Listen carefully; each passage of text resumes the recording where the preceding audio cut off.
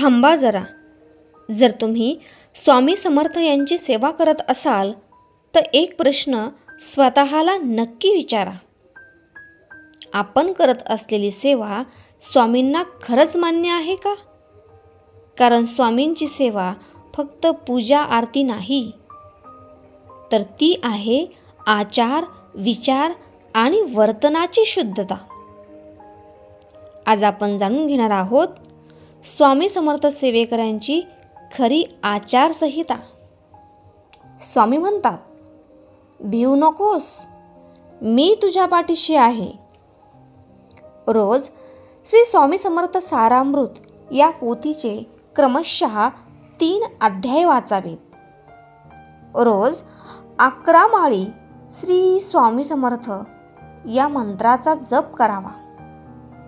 आपण जे जे जेवू खाऊ ते श्री स्वामी समर्थ महाराजांना मनोभावे अर्पण करून मगच आपण ग्रहण करावे.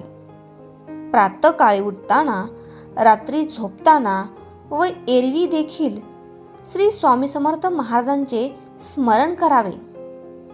श्री स्वामी समर्थ महाराजांची रोज नैवेद्य आरती करावी. आपले आचार, विचार, धर्म, संस्कृतीप्रमाणे असावेत. मद्य, मांस वर्ज्य. परस्त्री माते समान. माता पिता यांच्याबद्दल आदर व त्यांना संतोष होईल असे वागावे. थोरांचा मान ठेवावा.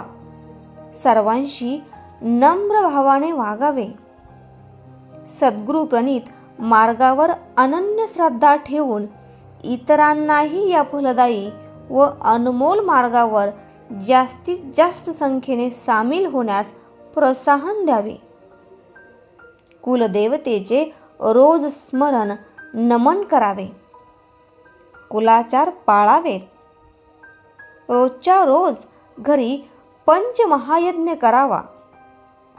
श्री स्वामी समर्थ महाराजांच्या दर्शनात जाताना हार, फुले, अगरबत्ती, श्रीफळ व प्रसाद ठेवून यथाविधी दर्शन घ्यावे.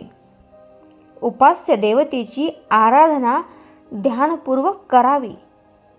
अधिष्ठान श्री स्वामी समर्थ महाराजांचे असावे.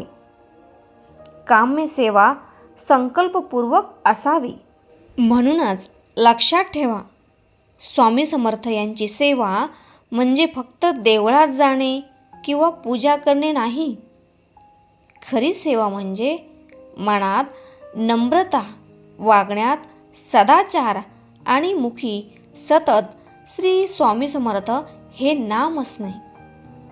जो भक्त ही आचारसंहिता पाळतो त्याच्या आयुष्यात स्वामींची कृपा आपोआप बरसते. म्हणून चला, आजपासून आपणही ठरवूया, स्वामींची सेवा फक्त करायची नाही, तर स्वामींना प्रिय अशी सेवा करायची. श्री स्वामी समर्थ. जय जय स्वामी समर्थ.